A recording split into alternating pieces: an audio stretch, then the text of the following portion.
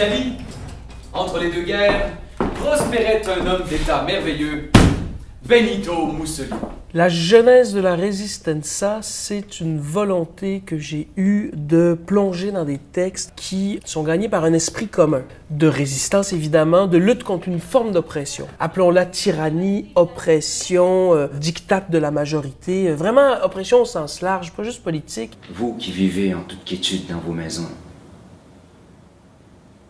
bien au chaud, qui trouvez le soir, en rentrant, la table mise, et des visages amis. Considérez si c'est un homme, celui qui peine dans la boue.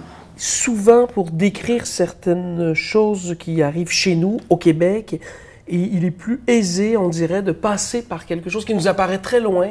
Je crois même qu'il y a des moments où on peut se comprendre plus profondément en allant voir ce qui se fait ailleurs, de commun, de différent aussi. Cette comparaison-là m'intéresse, particulièrement dans le cas de la Resistenza qui a existé sous le fascisme dans les années 20 puis pendant la Seconde Guerre mondiale. Je trouvais ça intéressant de puiser à la fois dans ce corpus historique super intéressant, mais aussi d'aller faire des liens avec des formes littéraires de l'Antiquité et des formes contemporaines de lutte contre l'oppression. Place Alimonda, Carlo Giuliani meurt à l'âge de 23 ans.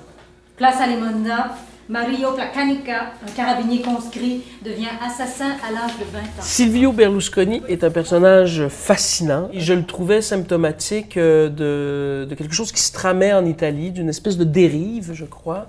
Et j'étais fasciné par cette espèce de fanfaronnade perpétuelle des citations de Berlusconi. Donc ça a vraiment beaucoup nourri le montage des textes du spectacle. Vous êtes prêts? 1, 2, 3. Le priapisme. Mieux vaut aimer les jolies filles que d'être gay. Silvio Berlusconi au sujet de ses fameuses soirées. Bunga, bunga.